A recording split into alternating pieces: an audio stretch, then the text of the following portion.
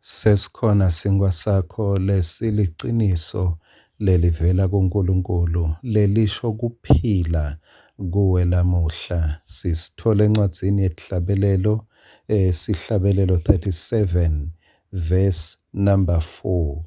Yenta simakadze abe yinjabulo yakho. Yena-ke utakupha lokufiswa yinhlitiyo yakho. Mase ungumntfwana waNkulunkulu lonenhlitiyo lenhle noma lensha lophiwe yona uNkulunkulu lengapheshwa kepha letelwe kabusha ngokwaphezulu wayiphiwa uNkulunkulu inhlitiyo yamoya lena uNkulunkulu. Tifiso takho kufanele tiphumelele, kufanele tenteke.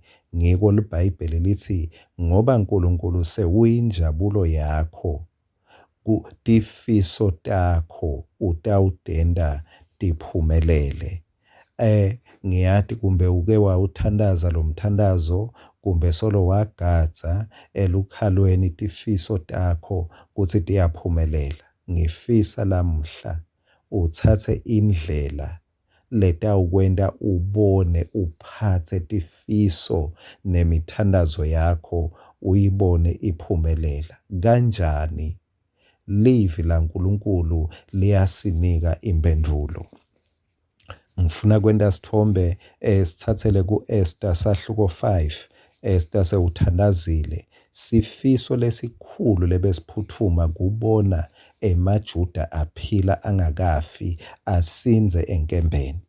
Sewuthatha sinyathelo-ke Esther sekugwenta lokuthi kuphatheke. Asicale kuverse 2 Esther 5. Inkosi yathi nayibona inkosikazi lenkulu Esther ime ngaphandle yajabula. Yase iphakamisa induku yayo yegolide isho ukuthi akangene. Usifiso sakhe semthandazo naso sesicalile siyenteka.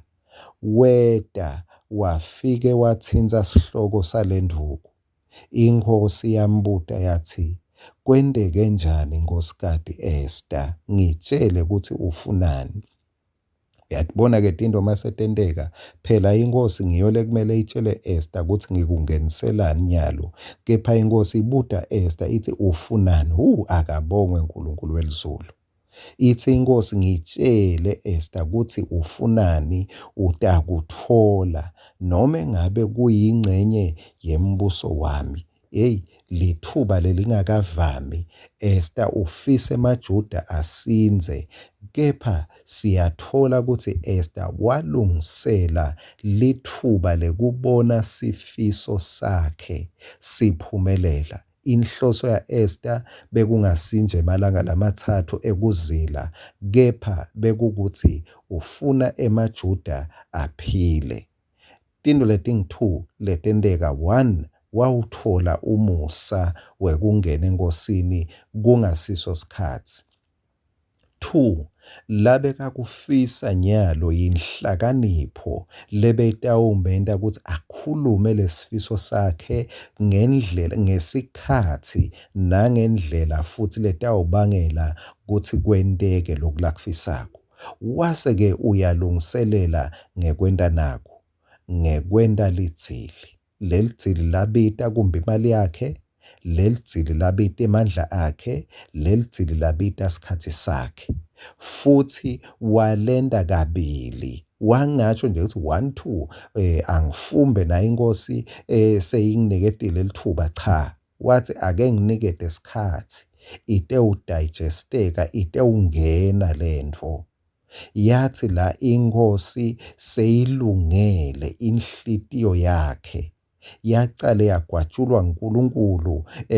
uNkulunkulu wenta inkosi yakhumbula indzaba ngaModekhayi, kwavulwa emafayela. Modekhayi kwathiwa kumele avuzwe. uNkulunkulu maye uyatenda tinto nebakithi. Watikhonekitha, watihlanganisa. Kuthi Modekhayi wathola i-back pay, wabongwa, wavuzwa emaJuda futhi asuswe enkembeni, kufa kwasuswa. Kepha Esther kwabita ukuthi akulungiselele. Wena nami siyati ukuthi Nangabe ufuna kuphiwa, tilungiselele ngekusho kwemibhalo phani. Sifiso sakho kuthola intfo uphiwe, nawe tfola lotawukupha ngako, utawubona nakanjani utawuphiwa. Nangabe ufisa kuvuna sivuno lesikhulu, yati kahle ukuthi ngeke ungenele sivuno sakamakhelwane, hlanyela. Lokhu lofise kukubona, umbhalo uthi lohlanyele kakhulu utawuvuna kanjalo futhi.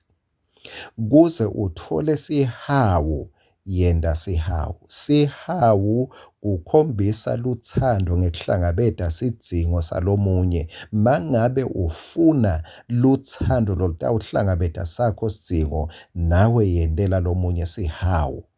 Lungisela loko lokusifiso senhlitiyo yakho ngekuthi wente loko lokuliciniso, livi laNkulunkulu utawulibona, litawuphumelela. Tifiso tenhlitiyo yakho, imithandazo yakho utayibona iphumelela iphatheka. Amen.